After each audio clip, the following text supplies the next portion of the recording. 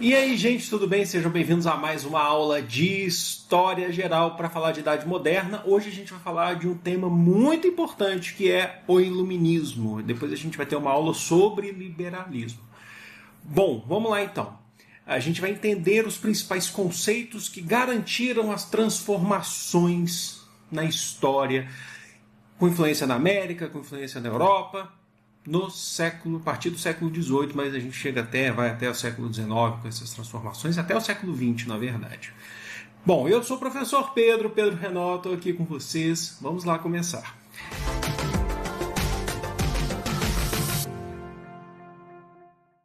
Gente, importante.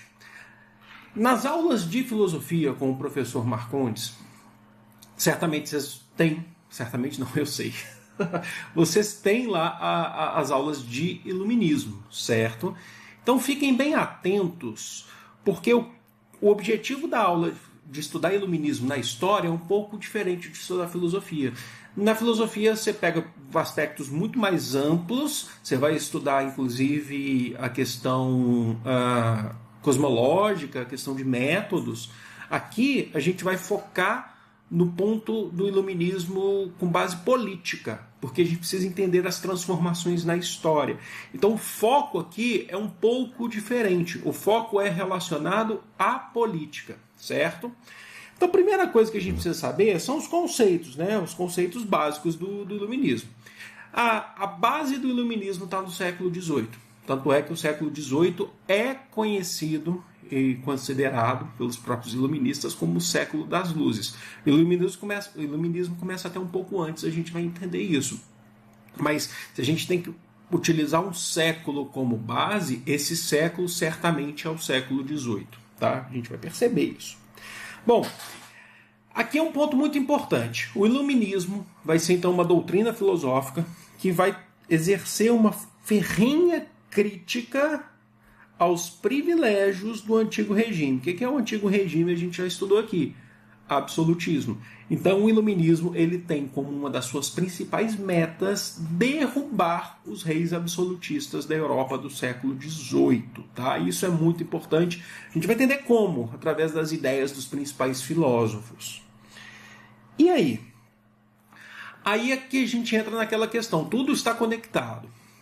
O iluminismo vem da busca pela razão, então nós estamos tentando nos aproximar de explicações científicas ao invés ou acima de qualquer forma de superstição. E esses dois pontos, eles estão intimamente ligados. E eu explico por quê. Prestem bem atenção. Se os iluministas eles estão buscando explicações racionais para as coisas, então estão tentando avançar na ciência desde os tempos do Renascimento, na verdade, contra qualquer outra forma de superstição, de achismo, de explicações místicas, eles estão nesse ponto batendo de frente com os reis absolutistas. Porque é sacanagem, mas porque muito dos reis absolutistas, prestem bem atenção nisso, não utilizam justificativas ou explicações racionais para exercerem os cargos, os postos que exercem. Então, por exemplo, você tem na França, o iluminismo ele é muito forte na França também. Você tem na França reis absolutistas que tradicionalmente utilizam a justificativa do direito divino, que vinha lá de Jacques Bossuet, certo?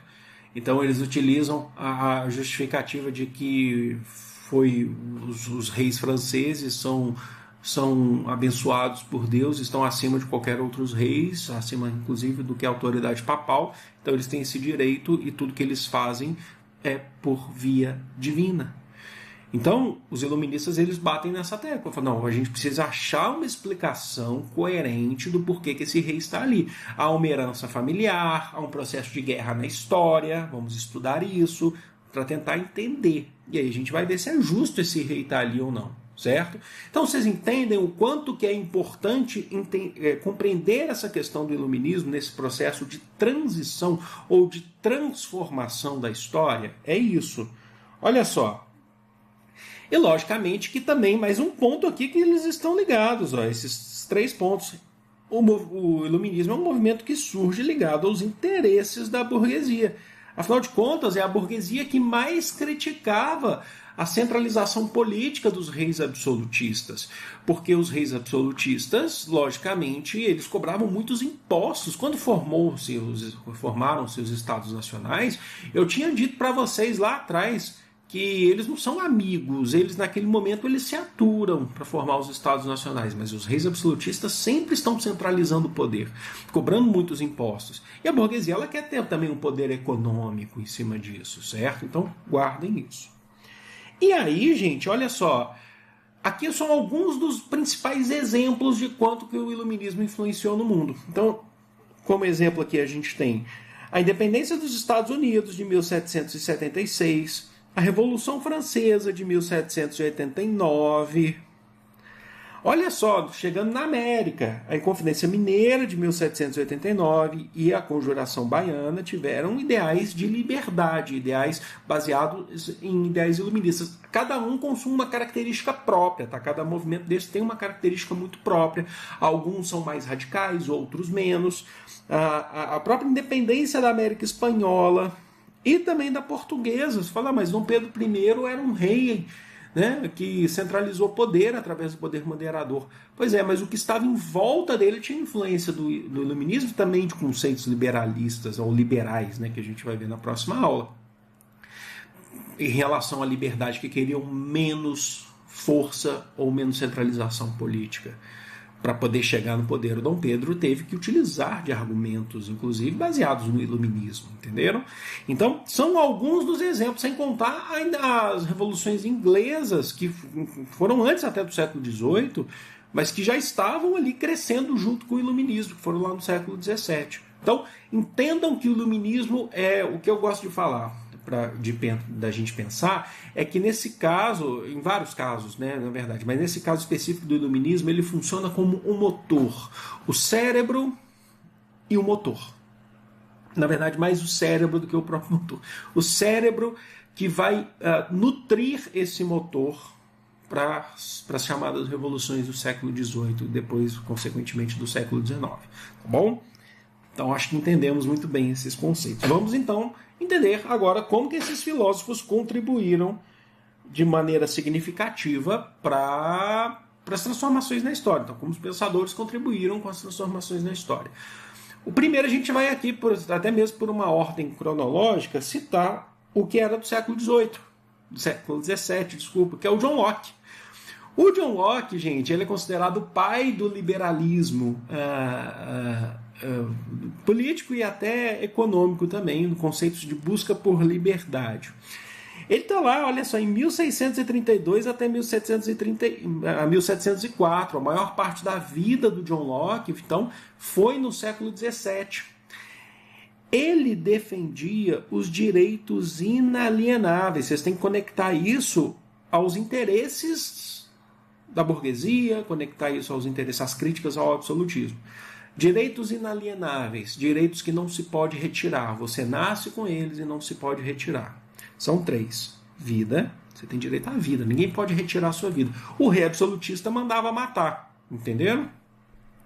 Direito à liberdade, direito de ir e vir, liberdade de expressão, que é muito utilizada, direito à propriedade. E aí mostra o caráter burguês de John Locke. Ele defendia que as pessoas poderiam ter as suas empresas, deveriam ter as suas propriedades, as suas residências. E aí, o direito à liberdade, ele esbarra também no direito à propriedade, tá? Se eu tenho uma propriedade privada, o seu direito de entrar na minha propriedade cessa. Um conceito de liberdade é em outro sentido, é dentro de uma sociedade burguesa. Não se esqueçam disso, não é em qualquer lugar, tá bom? Existem regras para isso dentro da concepção do John Locke. E olha só, e qual que é a função do Estado? O Estado, né, através da democracia representativa, assim, você escolhe pessoas que vão te representar. E no caso do John Locke, ele acreditava que os burgueses, os maiores proprietários, deveriam representar os que não são burgueses, o povo. Deve garantir esses direitos. Então o Estado ele não pode ser centralizador e tirar esses direitos. Esses direitos são inalienáveis. O John Locke defende que o Estado deve garantir que todos têm esse direito. E aí vale mais uma explicação sobre a propriedade, que ele fala assim, quando ele fala propriedade, ele não está falando assim que todo mundo vai lá e pode ter uma propriedade. Ele está falando se você tiver condições dentro de uma sociedade capitalista. Tá? A gente está dentro de uma sociedade capitalista do século aqui, nesse caso do John Locke, é no século XVII, tá bom? Mas tem mais aqui. Ele defendia, isso é verdade, a monarquia constitucional. Ah, mas ele defende o antigo regime? Não, monarquia constitucional. Um rei que governe através das leis, seguindo orientações, inclusive, do parlamento. Qual que é a realidade do John Locke? Inglaterra. Inclusive, ele foi muito atuante, ele foi um cabeça redonda, ele foi um parlamentar na Revolução Gloriosa, que a gente já estudou aqui em 1688. É aquela que veio depois da Puritana, de Oliver Cromwell, aquela que colocou Guilherme de Orange, ou Guilherme de Orange, no poder inglês, que era príncipe da Holanda, governante dos Países Baixos, colocou no poder. Dizem que ele foi um dos caras que trouxe, inclusive, Guilherme de Orange para a Inglaterra para governar, e esteve presente na assinatura do Bill of Rights, que é a Declaração de Direitos, que o rei ele declara que ele não vai governar acima do parlamento. Ele vai reinar, mas não governar. Quem passa a governar é o parlamento. É o processo de monarquia constitucional parlamentar. Entenderam? Então é bem diferente de pensar em antigo regime. Bom, agora tem um ponto. Porque assim, quando a gente fala, eu peço muita atenção, gente. Assim, é muito cuidado para não sair citando John Locke assim, nem louco. Sair citando que nem louco, achando que John Locke está certo de tudo. Por favor. Tudo na história a gente tem que pensar com carinho, tem que olhar. O ponto de vista que ele defende é o ponto de vista da propriedade, é o ponto de vista da burguesia. Tá? O John Locke defendia trabalho de crianças, de famílias pobres. Noção de infância vem mais no século XIX. Tá? A gente aqui não está nem na Revolução Industrial, a gente sabe que na Revolução Industrial teve muito trabalho infantil, especialmente na primeira e na segunda. Mas como ele era, inclusive, um puritano, que é um calvinista inglês, ele defendia que essas crianças deveriam trabalhar em escolas puritanas. E aí elas recebiam um pagamento. O pagamento seria a educação religiosa puritana, certo? Então ele defendia trabalho infantil para famílias mais pobres. E outra coisa, aí é um ponto de muito destaque que vocês têm que tomar muito cuidado. Ele também foi investidor, quando a gente fala investidor, entendam sócio da Royal African Company, empresa que cuidava de comércio de escravos da África para a América. Poxa, mas ele defende liberdade? Pensa do ponto de vista. Liberdade para quem? Para quem? Então ele defendia escravidão de perdedores em guerra. No processo de guerra ele defendia que os perdedores fizessem um contrato basicamente de servidão. Como assim? É o seguinte, o sujeito, né, nesse caso de guerras entre Europa e África, tá? Ele é um defensor da escravidão africana. Tá? Os africanos derrotados em guerra deveriam aceitar a escravidão ao invés da morte. É isso que ele defendia. E ele ganhava dinheiro com isso. Tá? Ele ganhava dinheiro com isso, com a escravidão. Então toma muito cuidado com o ponto de vista de falar, nossa, que liberdade, que lindo, você defende propriedade, que propriedade, coisa linda. Tem que tomar cuidado do ponto de vista que o John Locke está olhando. Tá? A ideia dele é muito importante, sem dúvida, tanto é que a gente está estudando. Mas tem que tomar muito cuidado quando a gente for usar exemplos da vida da pessoa e quando a gente começa a aprofundar o estudo da obra dele. Tá bom? Vamos lá. Um outro aí que seguiu bem os pensamentos de Voltaire, mas ele conseguiu direcionar um pouco mais a sua crítica, vai ser o Voltaire. Tá? Ele está ali agora a gente já fala de século XVIII mais especificamente, e ele é influenciado muito pelas ideias de John Locke, principalmente no que diz respeito na liberdade de pensamento. Tá? E ele vai influenciar muita gente nas revoluções. aquela ideia da liberdade ampla que o John Locke estava falando, ele estava falando de uma forma ampla, que era expressão, pensamento, ir e vir, respeitando a propriedade privada dentro do conceito capitalista. O Voltaire ele vai tentar focar mais na questão do pensamento. Sabe aquela frase, não concordo com quem me dizes, mas defendo até a morte o teu direito de dizer? Voltaire não falou isso, mas essa é uma frase que tenta explicar ou resumir em partes o pensamento de Voltaire. Ele nunca falou... Não, cuidado também, é importante saber, né? Cuidado com citações. Não concordo com quem me dizes, mas defendo até a morte o seu direito de dizer. É uma frase até interessante, olha, eu não concordo, mas você pode falar, desde que você não tente me agredir, me ofender. Bom, essa frase tenta explicar um pouco do pensamento que é o direcionado aqui dessa defesa da liberdade de expressão política do Voltaire, tá? Então, ela é uma frase didática para a gente. E aí, nesse sentido, ele faz duras críticas aos dogmas. Ele direciona muito aos dogmas, principalmente católicos. Porque o Voltaire, gente, ele está observando que muitos, a gente sabe, os dogmas católicos, eles dificilmente se modificam com críticas. Eles só se modificam de maneira lenta ao longo da história. A gente viu isso em Contra-Reforma, por exemplo, nas reformas religiosas, com a Contra-Reforma católica, através do Concílio de Trento. E ele se modifica quando a igreja, de fato, o alto clero, acha necessário, sem muita interferência externa. E trata como uma verdade absoluta. O Voltaire ele faz essa crítica sobre essas verdades absolutas, sobre a questão do respeito na liberdade de pensamento. Então, um grande foco do Voltaire é nesse sentido, pegando influência do John Locke. Ele não concorda 100% com John Locke, principalmente em questões mais filosóficas referentes à alma. Ele discorda muitas coisas de John Locke em relação à alma, concepções de alma, que eles acreditavam em alma, tá? Mas, pensando no ponto de vista político, a gente está caminhando aqui, certo?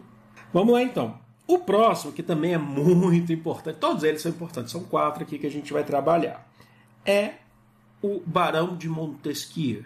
Esse cara é bem interessante e tem algumas coisas interessantes, importantes de influência para falar de Montesquieu. Ele também está, grande parte, a maioria está no século XVIII, ele nasce no século XVII, tá? Todos eles, a maioria, menos o próximo, que é o Rousseau, mas nasce no século XVII, mas tem uma grande influência no século XVIII. Ele é aquele cara que vai defender os famosos 3 poderes. Na verdade, ele trabalha sempre com 3, vocês vão ver aqui. O poder executivo, o que exerce as principais funções de um Estado.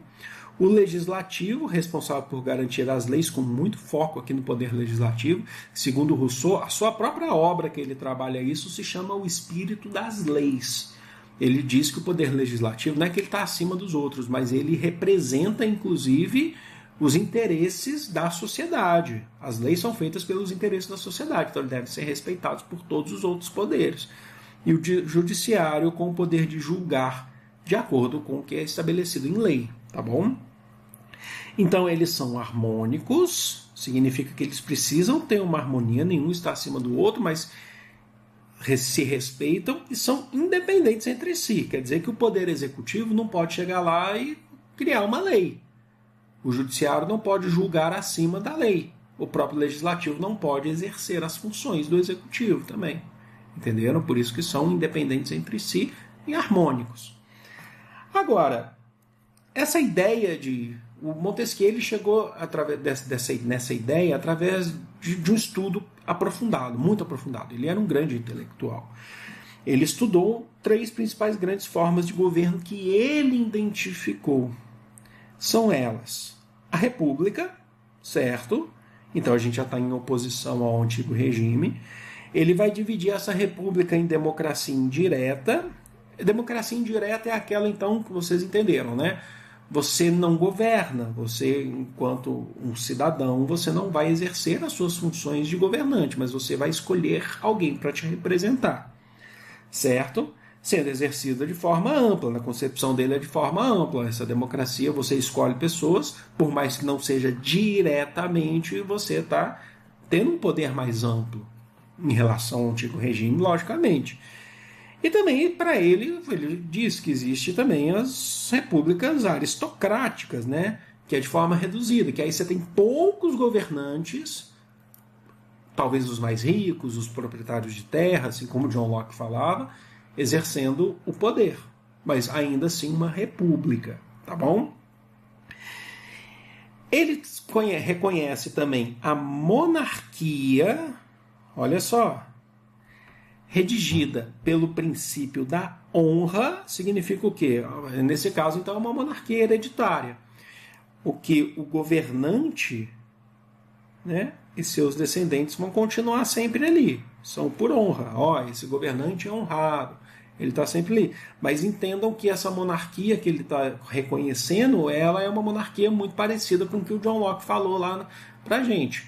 É uma monarquia constitucional. Ele fala assim, ó, tem uma constituição, essa monarquia vai seguir, essa constituição vai seguir, ela vai exercer algum dos poderes, mas ele precisa respeitar as leis, precisa respeitar os magistrados, precisa respeitar o judiciário. Então, ela é... Mas mesmo assim, ainda assim, você tem uma monarquia redigida pela honra dos familiares, hereditária, o pai, o rei, depois os seus filhos, certo? E aí chega a parte que ele não gosta, né? Que é o despotismo, né? O despotismo, né? Tem um S aqui. Quando o déspota, rei, governa de forma absoluta, que é o que ele está criticando. Fala, nessa aí o rei está governando com os três poderes. Ele é o que exerce as funções, ele que faz as leis e ele que julga. Essa aqui, ó, o poder, ele exerce uma crítica maior, certo? Fala assim, ó, pode ser uma monarquia constitucional, pode ser uma república, seja ela de uma democracia indireta ou pode ser uma república baseada na aristocracia. Só que tanto na república quanto na monarquia você precisa ter a autonomia desses três poderes. O poder executivo, legislativo e judiciário. No despotismo não tem. O rei manda em tudo. E aí ele faz as críticas. Tá? Ele fala, não, esse aí não dá. Esse não tem essa harmonia entre os três poderes. Os três poderes estão nas mãos de uma pessoa só, do déspota. Entenderam? Então ele vai ser fundamental, inclusive para monarquias que vêm para frente, para as novas repúblicas que vão surgir, que vão defender essa divisão de poderes. Então é muito importante isso também. E aí nós chegamos no que eu chamo de filósofo metralhadora, que é o Jean-Jacques Rousseau. Por que filósofo metralhadora? O suíço, radicado na França também, o Jean-Jacques Rousseau. Porque o Rousseau ele é um pouquinho mais novinho, nem tanto mais novinho que os outros, ele leu todos os outros filósofos e ele é o cara que faz crítica, inclusive aos próprios iluministas. Certo? Então ele sai metralhando, né? Acho que não é o conceito mais certo a se utilizar, mas de forma mais didática dá para entender. Ele sai metralhando todo mundo aí que vem pela frente.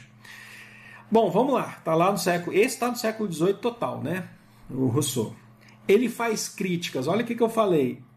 A propriedade privada defendida por John Locke. Fala, ó, peraí. Essa propriedade que o John Locke defende, ela é a causa das desigualdades, porque nem todo mundo consegue ter uma propriedade privada, e quem tem, entendam propriedade privada não só como moradia, tá? Entendam a propriedade privada como meio de produção, como manufatura, grandes manufaturas, fábricas, que ó, século XVIII é o século da Revolução Industrial, né, gente? A gente já está falando de filósofos que estão dentro do contexto da Revolução Industrial quando se pensa em Inglaterra. Apesar do Rousseau não ser inglês, sabe o que está acontecendo. Esses caras acabam tendo mais do que todo mundo, acabam, nesse conceito aí do John Locke, acabam tendo mais direitos, porque o próprio John Locke lá defendia que o processo de monarquia, que os proprietários deveriam governar nessa democracia indireta, né? Então o Rousseau ele faz a crítica. Olha só, e ele vai estudar aí 3 grandes formas de governo também, assim como Montesquieu, só que aí ele vai fazer a defesa, né? Ele fala assim, ó, dá para fazer isso de tal forma. A democracia direta agora é diferente. Democracia direta é mais parecido com o que a gente teve em Atenas, na Grécia, se vocês lembrarem. Não igualzinho aqui, porque está em outro tempo, mas Democracia direta no sentido de que você vai participar nas praças públicas das ações do governo. Você não vai eleger representantes. Aí você fala, poxa, legal isso, mas não vai dar confusão? Vai. É muita gente. Pensa numa população do Brasil hoje com mais de 200 milhões de habitantes em democracia direta. Então, Rousseau ele vai defender isso em cidades-estados, cidades menores. Em cidades menores ele fala, dá para ter processo de democracia direta. Cidades menores, tá bom? A aristocracia, que aí são poucos governando, tá? Ele fala, não, aí quando você tem estados médios, dá para ter menos pessoas governando. Dá para ter menos pessoas governando, sim, em estados médios, certo? Em estados grandes, ele fala, tá, monarquia. Só que toma cuidado, que ele não está defendendo. Quando fala monarquia, eles estão falando monarquia, eles não estão falando do antigo regime. Quando for absolutismo, eles vão trabalhar com o conceito, o nome antigo regime, tá bom?